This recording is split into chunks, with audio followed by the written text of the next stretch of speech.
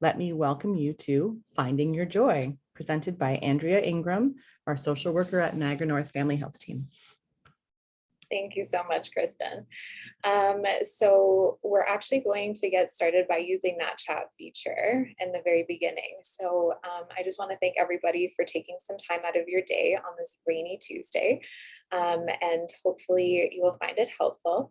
I estimate that I might be chatting for about 40 minutes, give or take, and we'll leave some room at the end for any questions that you may have. So if you can use that chat box at the end, I just wanted to invite everyone to reflect on how you define the word joy. So if you can take some time to kind of put in a quick definition or the first words that kind of come to mind, and I can read them out so that everybody knows how we're responding.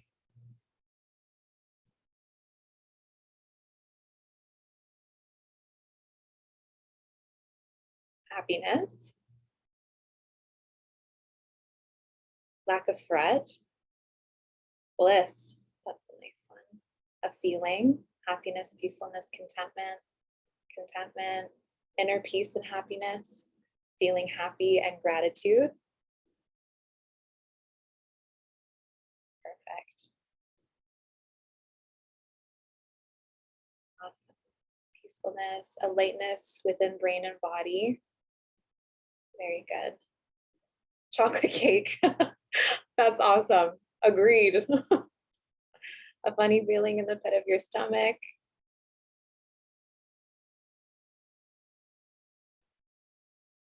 All of the above, yes. It is. It's a feeling of great pleasure and happiness, and it's about being present. So a lot of the times we find that we're not very present. We're kind of distracted with our thoughts, the stuff that's been going on in the day or that's happened yesterday or that we're anticipating is going to happen in the future. So this question I'm going to ask for reflection only. You don't need to share. But is there a moment that you can recollect where you felt joy? So the last time you felt joyful, or a specific memory or situation that comes up where you identified with being happy in that moment or experiencing bliss or peace. So just take a few moments to reflect on the last time that you experienced it. And give yourself an opportunity to kind of identify if this is easy or a little bit more difficult. That's something you can share in the chat, is if it's an easy memory to access or if it's difficult or challenging to access.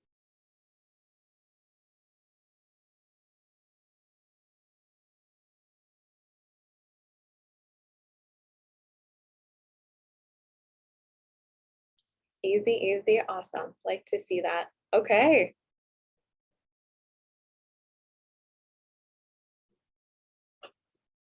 Easy, easy. I like to see that. That's perfect. Easy. Okay, not a tricky thing, it seems. If it is, that's usually a good indication for us to reflect a little bit on what's taking up a lot of our mind space. It's easy. Okay, perfect.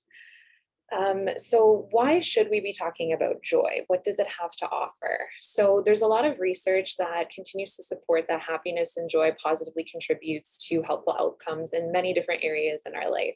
So it increases our satisfaction in life.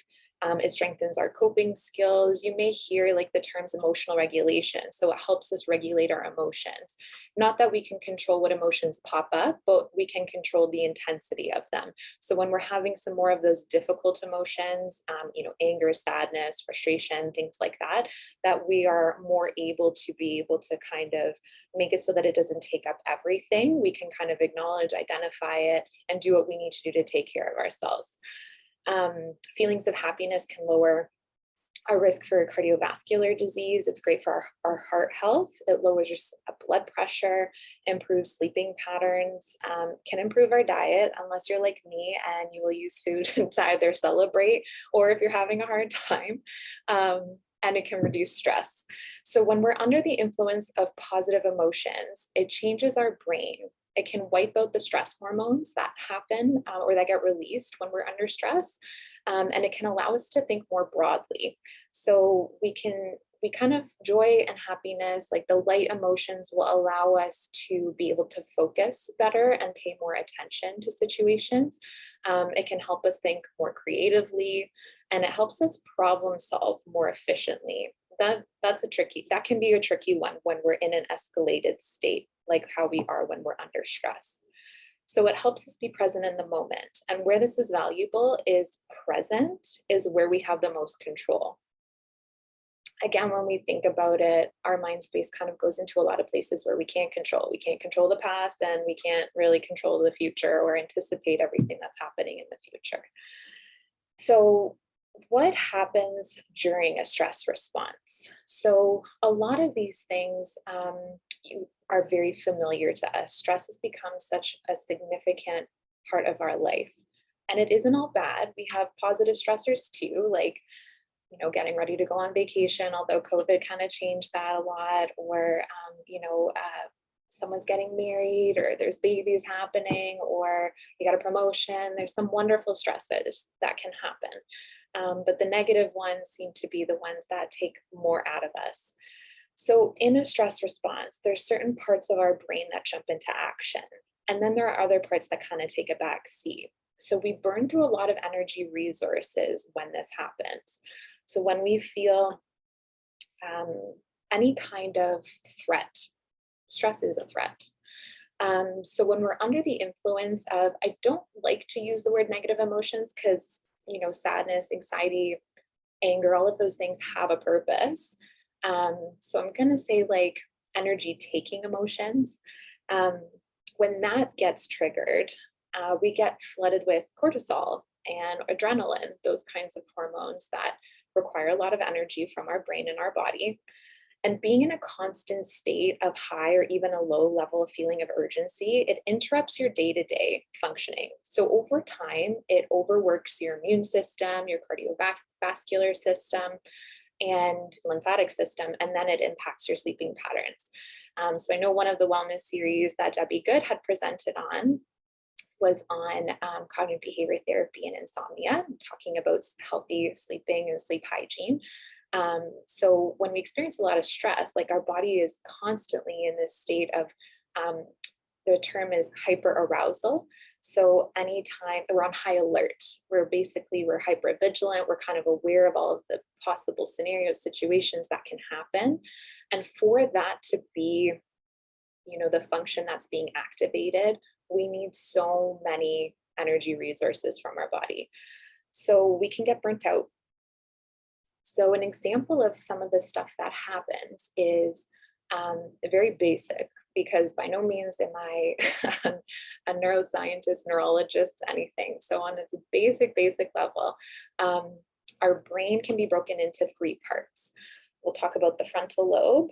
And then there's this middle part where our amygdala lives, in this little part that does so much. That's responsible for our fight, flight, freeze response.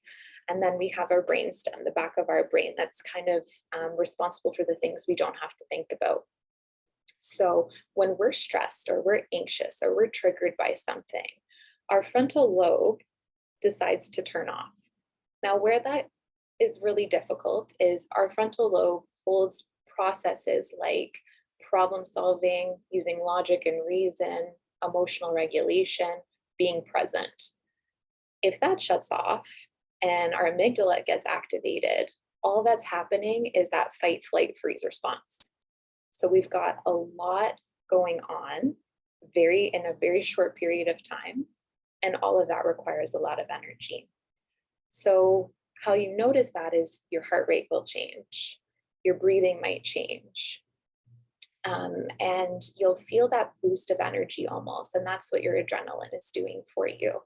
And what a lot of people don't know as well is that your liver holds an emergency resource of sugar. So that also gets released. And you think about the amount of times in a day this whole system gets activated for you. And it doesn't have to be at its most intense state for it to be exhausting. It can kind of be at that low level all the time where it's maybe a subtle thing. you're stuck in traffic, or you stub your toe. Like there's all kinds of things that can happen in the day that can disrupt our flow.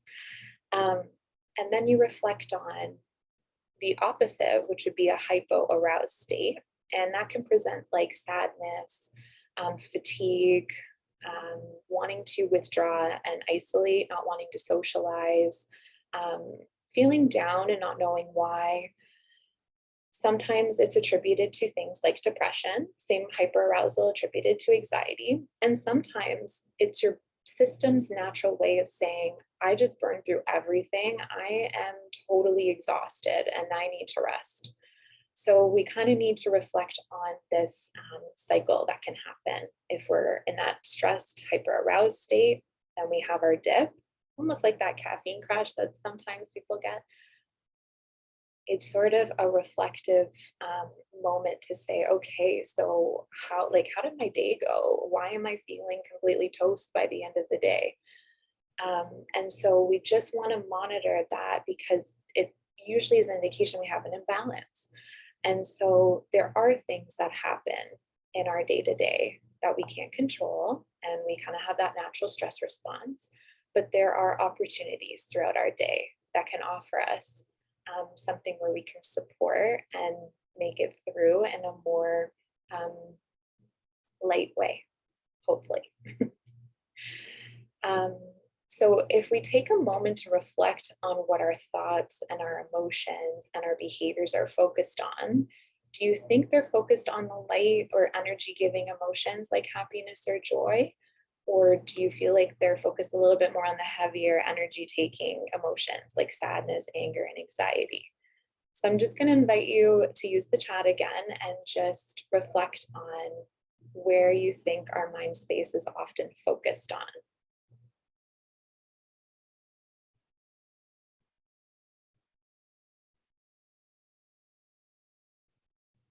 You can identify it as energy giving or energy taking, heavy stuff. Yeah. Negativity. Mind always goes to the negative. On stressful things, problems. What will go wrong? Yeah.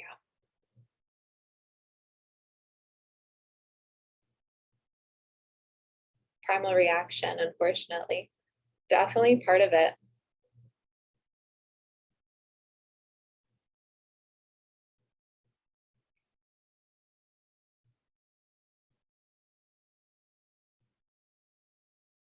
So if we're a little bit more focused on the things that can go wrong, or the stressors, or the things that we're afraid of, what has decided, or what has become, or why hasn't joy become a priority in our thinking? Why aren't we looking for it? So you can use the chat if you have an answer for that, or a theory, but why aren't we looking for joy?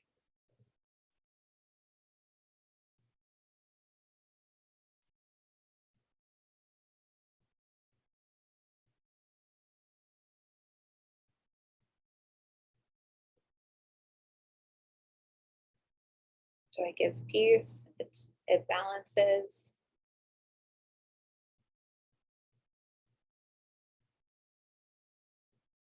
It's a mix, but a lot of negative thinking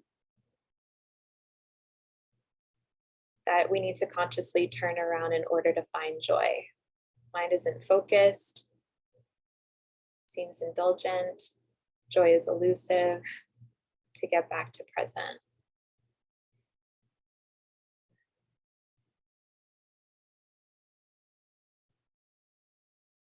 One part of it is that joy isn't threatening necessarily. Yeah. Joy isn't threatening as much as the things that can go wrong. So if we look at that survival instinct or that survival mode, we're going to be more prone to looking for where the threat is. Even if it's not there, we're anticipating the threat. And for some reason that offers us comfort in some way. We feel more prepared. So it's like preparing for, I failed the test. Like that's going to make me feel better when I do fail the test because I'm prepared for that failure. And so it's interesting that we have these protective mechanisms that we put in. The other piece to it as well is considering our life experiences. So if we've had significant adversities in life and difficulties, we're going to be more sensitive to those kinds of threats.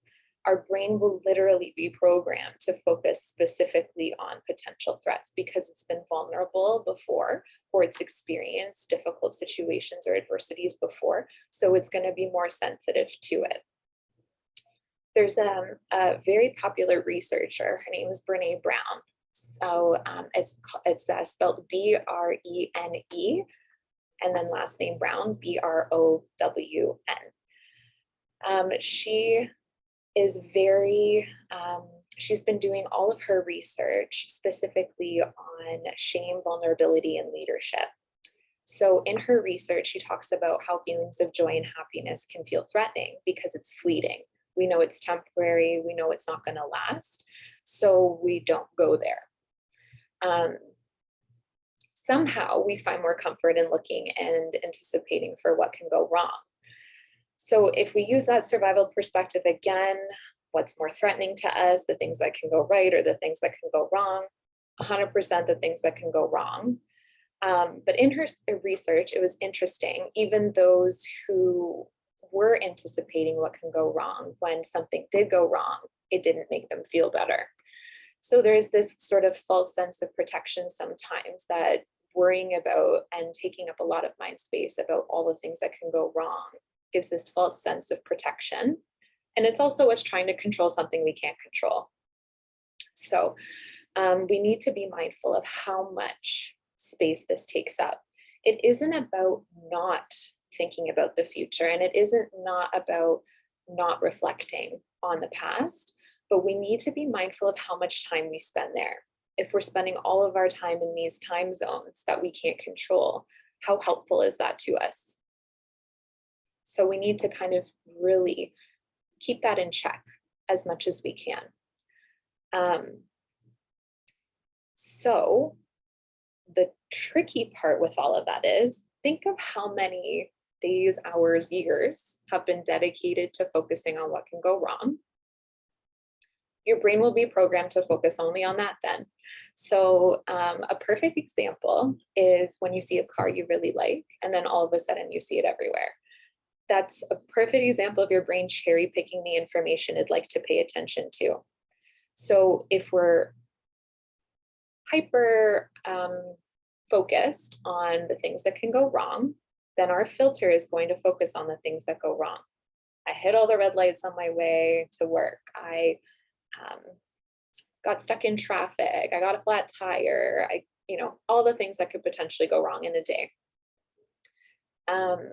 And so why that's important to acknowledge is that it becomes an automatic system that we're not noticing all the time.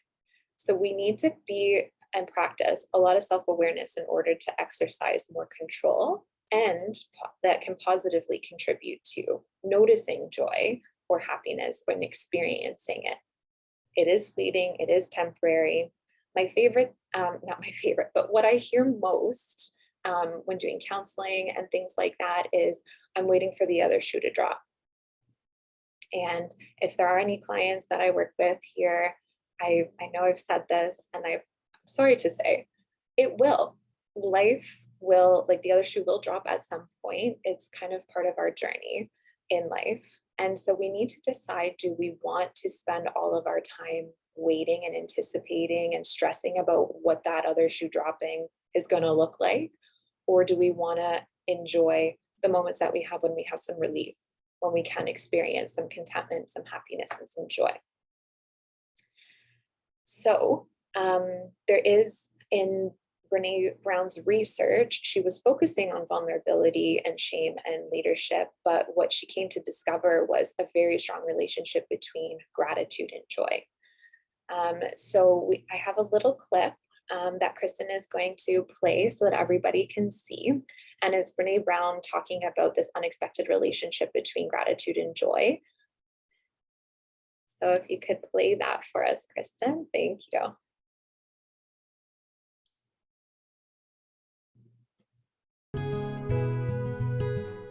I think the relationship between joy and gratitude was one of the most important things I found in the research. I wasn't expecting it, but what I found, 12 years of research, 11,000 pieces of data, I did not interview in all that time a person who would describe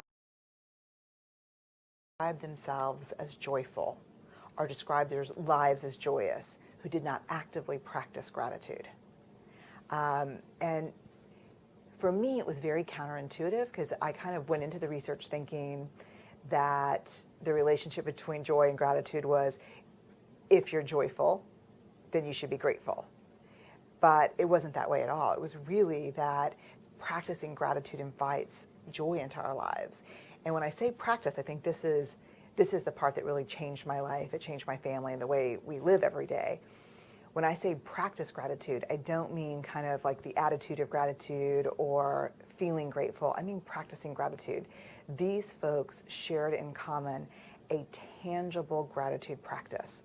They either kept gratitude journals. Some of them did interesting things like at 1, 2, 3, 4, like at 12:34 every day, they said something out loud that they were grateful for. They, one of the things that we do, like we say grace at dinner. And so now after grace, we go around and everyone in my family says something they're grateful for. I mean, and what's interesting is when we first started, I have a first grade son, Charlie, and 8th grade daughter, Ellen. And at first I thought, and we've been doing it for a couple of years now, like they're going to like, oh God, Mom. And there was a little like, this is, are you experimenting on us? There was a little bit of that. But now what's interesting, even after we did it for like a couple of weeks, that on those crazy busy nights where we're trying to like get to soccer and piano and homework, and Steve and I are just like, we say a quick prayer and we start eating, and my kids are like, whoa, what are you grateful for?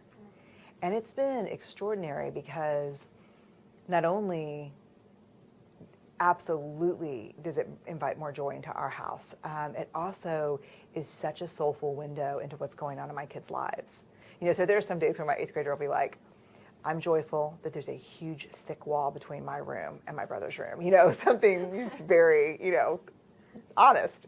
But there are other days she'll say, she had a friend whose mother recently died. And she said, for a month she would say, I'm just so grateful that y'all are healthy right now.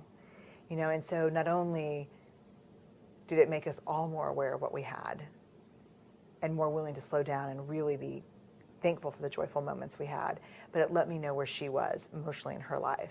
And my son is always, I'm grateful for bugs, I'm grateful for frogs, but sometimes he'll say, I'm grateful that you picked me up early, or, I'm grateful that I finally understand adjectives, So there's a great quote that says, it's not joy that makes us grateful, it's gratitude that makes us joyful. And it's by a Jesuit priest. And I guess I was just amazed to find that bubble up so strongly in the research. It's life-changing.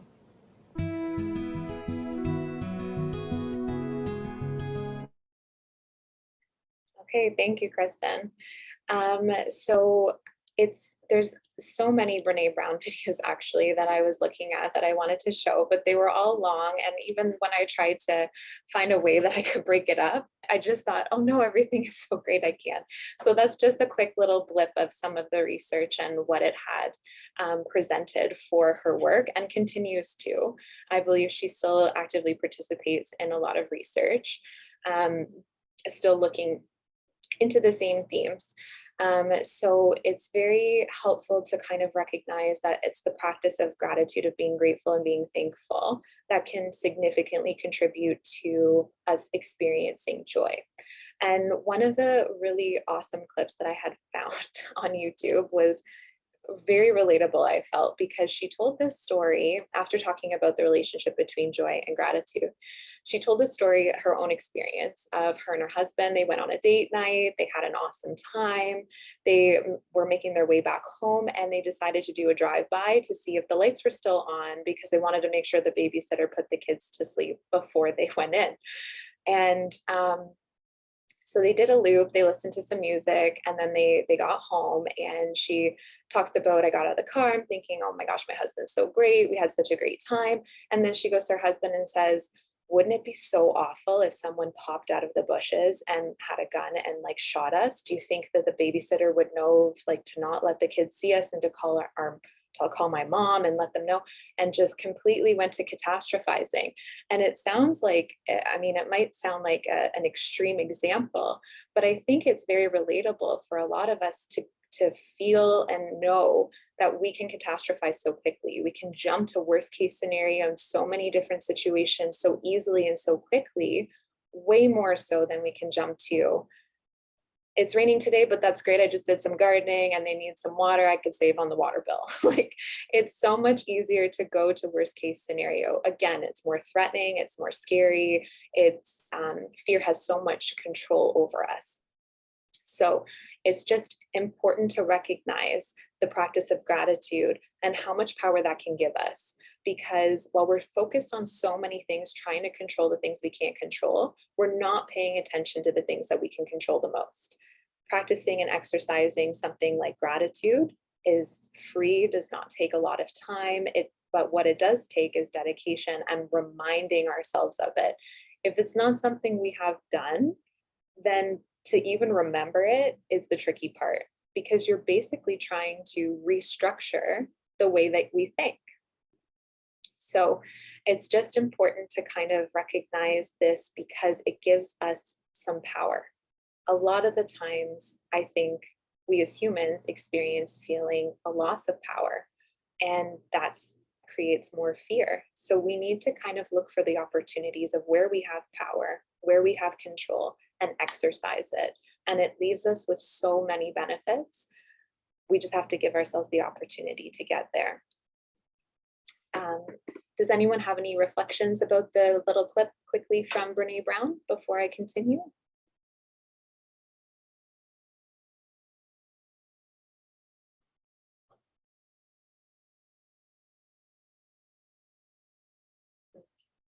Okay, that was great. It's a short and sweet one, to the point. I'm going to investigate. Awesome. Yeah, she's great. She's got lots of books. There's a lot of recordings with her, having interviews with, of course, Oprah and Ellen and all kinds of stuff. So she's really great. There is a ton of TED Talks as well. So when we're looking into happiness and gratitude and joy, you'll find, if that is something you're interested in, you'll find a lot of TED Talks. And the two that stood out to me the most, one of them was called, let me see, I think I wrote it down here.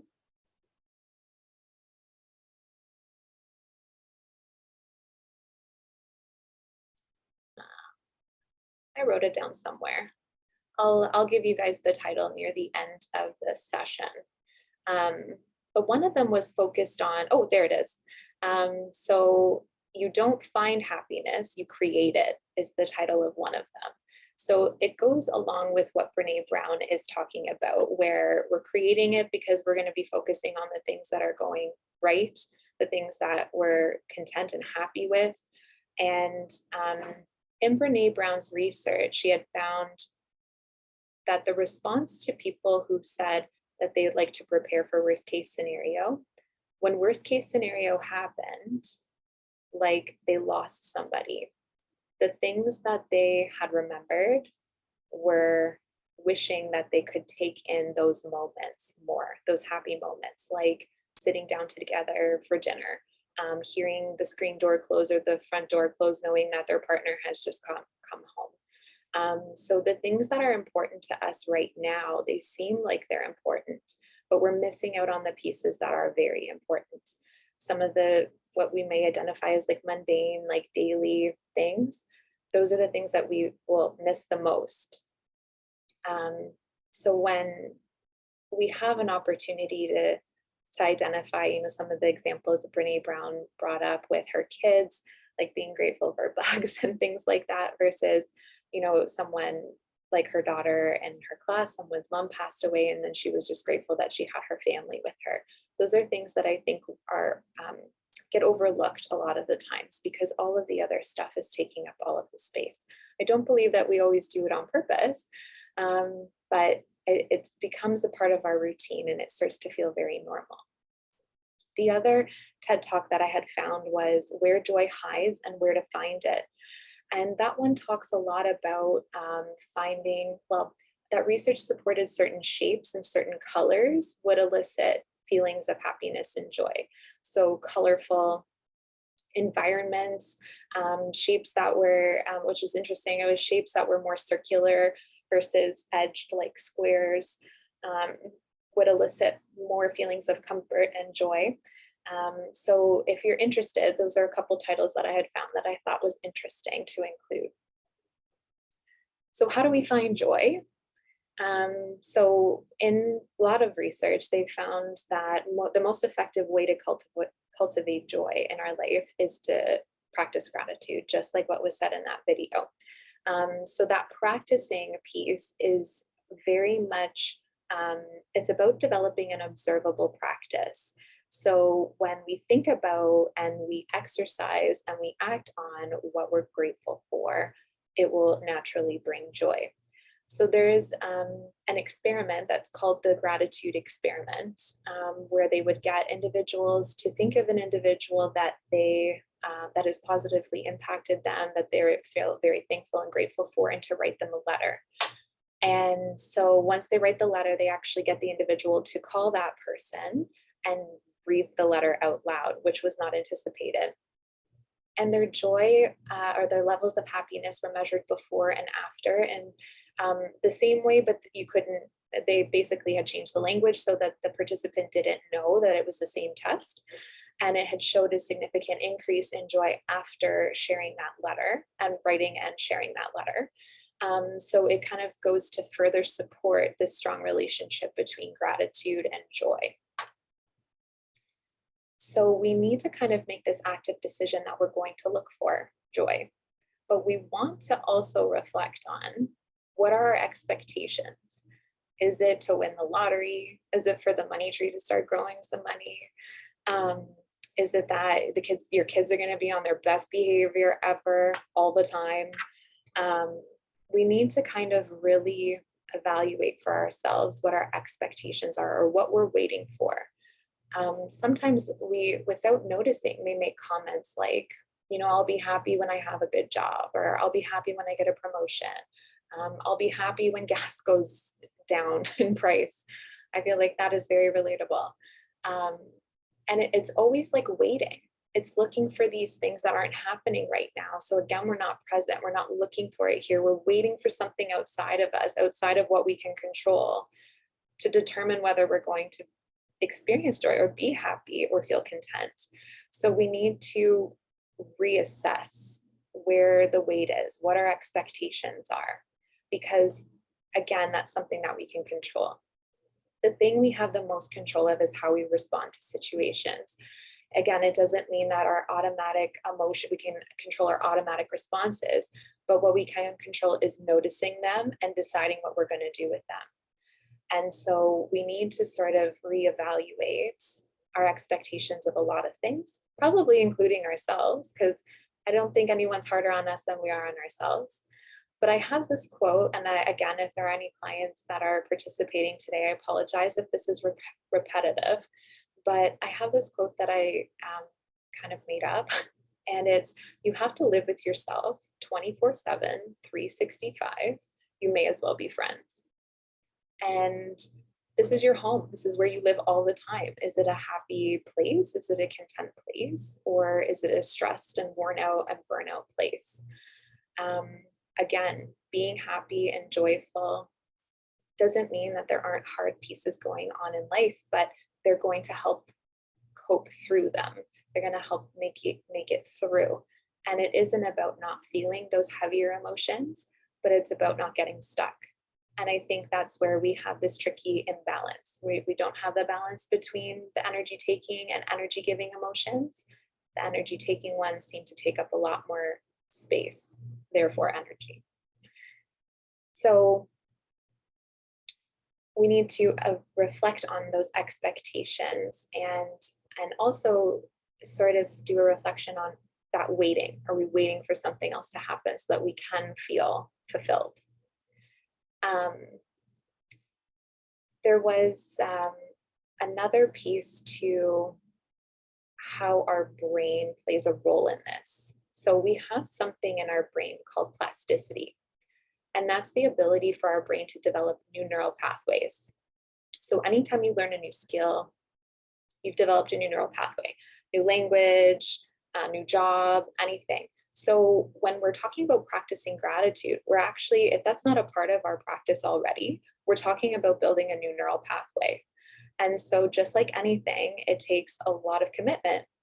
So we need to use strategies to help support that practice. The biggest barrier, I think, a lot of the time is reminding ourselves to do it, because again, life takes us on its wild ride and we go all these places and we forget. So we need to find a way to remind ourselves to exercise gratitude, for example, so that we can experience those feelings of joy. And that can be through post-it notes on the fridge, alarms on your phone, anything that would be helpful to remind you to do it, because it would be unfair to expect that we have this chat today and then you decide, yeah, like I totally want to start practicing gratitude, and then all of a sudden it starts happening. That's an unfair and unrealistic expectation that hasn't been part of the routine. So we need to give ourselves and build those blocks to be able to facilitate a routine. I think they say, what is it, like maybe 3 weeks or something like that for a new routine to be routine. I don't know if that's the right language, but so I think we have parts in our nervous system that can help us with that, but we also need to work with it. And plasticity is one of the greatest things. And we have that till the day we die, which is a bonus. So we can always learn new things. So it's just about setting those realistic goals within it. Okay, so exercising gratitude also keeps you present. So we talked a little bit about in the beginning about the values of being present. This is where you have the most amount of control. So if we can be more present and in the moment, then we'll be able to have a greater sense of control of situations than we would when we're preoccupied about different time zones, like the past or the future, where we can't necessarily do anything about it. So I'm going to just share reflection, because I anticipate that this may come up for some individuals, is the concept of I don't have time, or things are really hard right now. I can't go there. And again, we need to be a little bit reflective and mindful of the pressures that we put on ourselves. So that can be the circumstances, but we do have a choice. We have choices all the time. We have choices to get up out of bed in the morning. We have choices to go to work. It might not feel like a choice because we have to live, but at the end of the day, we have a choice to go or to not go. There are consequences, but the choice is still there. So we need to kind of think about, I don't have time. What's that about? Is it the feeling like I don't have enough time? Is it this doesn't feel as important as the stress and the worry? Because the time piece often comes from a place that you need to give yourself or you to everything else, and then there's nothing left for you. So when we're talking about joy and gratitude, we're also talking about self-care. It's impossible to expect that something else out there is going to take care of you. Nobody knows what you need. So you need to be able to fill your own cup. My favorite analogy is for anyone who's traveled, when you're in the airplane and they tell you what to do when the oxygen masks come on. They tell you to put yours on before you put anyone else's on. Because if you run out of air, you're no good to anybody. You can't help anyone. So it's the same kind of idea when we're talking about filling our cup, allowing ourselves to have opportunities of gratitude and joy and happiness. Because if we feel good, naturally everything else around us gets the best version of us. So it's easy to say 100,000,000% and very difficult to put into practice, but it's the most valuable thing that we have, is to have an opportunity to take care of ourselves. And it goes against so many things. It can go against social values. It can go against culture, religion. It can go through so many things that we've learned as we've grown in our communities. But at the end of the day, as I had mentioned before, you have to live with yourself all the time. Do we want to create a happy, healthy home, a content home? And even when, stuff hits the fan, that you're still grounded and you still can find your way through? Or do we want to make sure that everybody else is taken care of, and then there's nothing left for us, and then we're left feeling burnt out, and then the people that are closest to us we can't give anything to them because there's nothing left. So when we're talking about gratitude and joy, we're talking about taking care of ourselves, and that naturally takes care of everybody. So again, very easy to say and difficult to put into practice, but it's a choice that we have, and there are many opportunities to kind of look for what can offer us some feelings of fulfillment.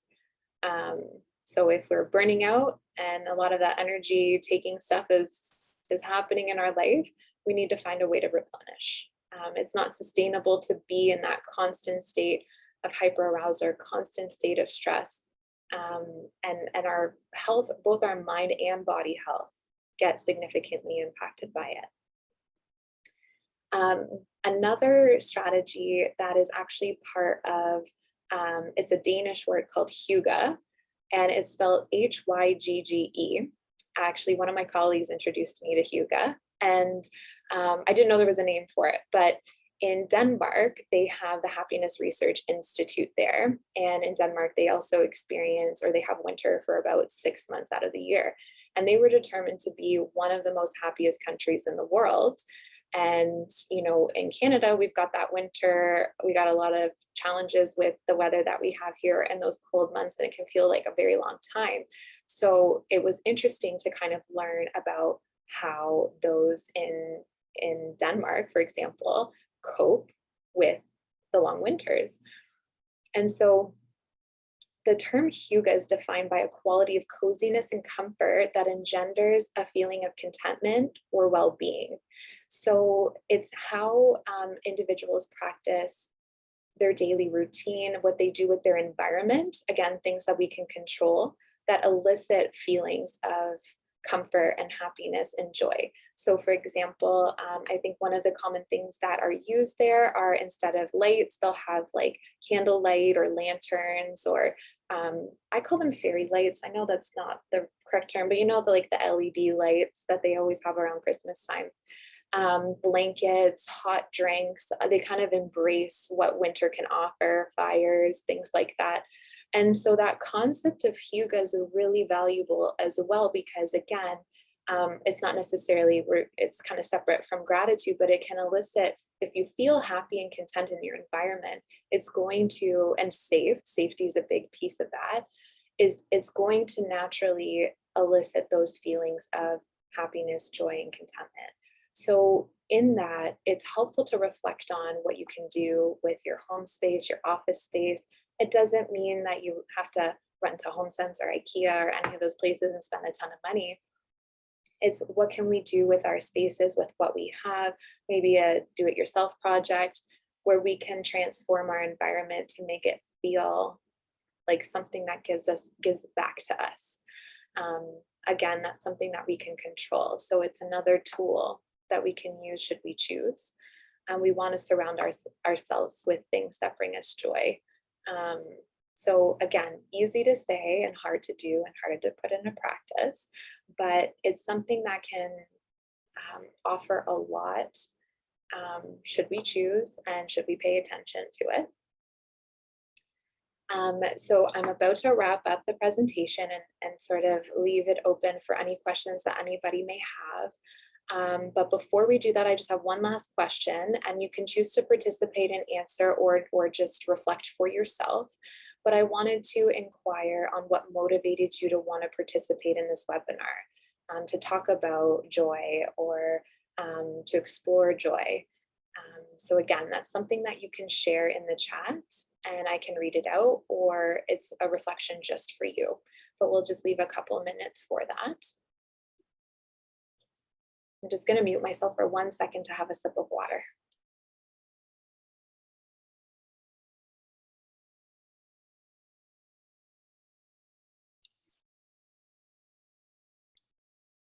Pay more attention to be joyful.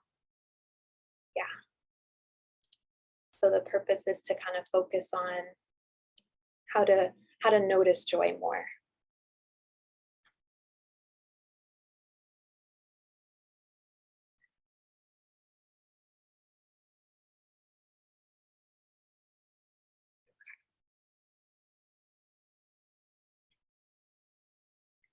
Life was not so joyful and joy was hiding. I found that writing down thoughts on these topics is good. It's hard not to be present while you're writing, to explore ways to be more joyful. I've been having a lot of anxiety, so I am doing a lot of work at learning to deal. Self-care for me, family members, friends going through hard times. I wanted to explore joy. I find there isn't a lot of joy. I'll focus on gratitude more often. Well, thank you so much, everyone, for sharing that. Oh, we've got some more. Who doesn't want joy? I'm always looking for joy and is always right in front of us, but seems elusive. Housebound, so on look for more ways to create and notice the curious. Yeah. Again, joy can feel fleeting. We know it's not going to be around for a long time. It's very short and sweet sometimes, but there are opportunities. It's a choice of what we'd like to pay attention to.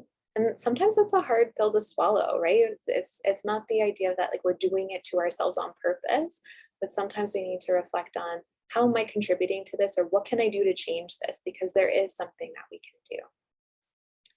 How to find joy after a profound family loss. I'm sorry for your loss. The world is in a tough place. We need to create joy for balance. 100%.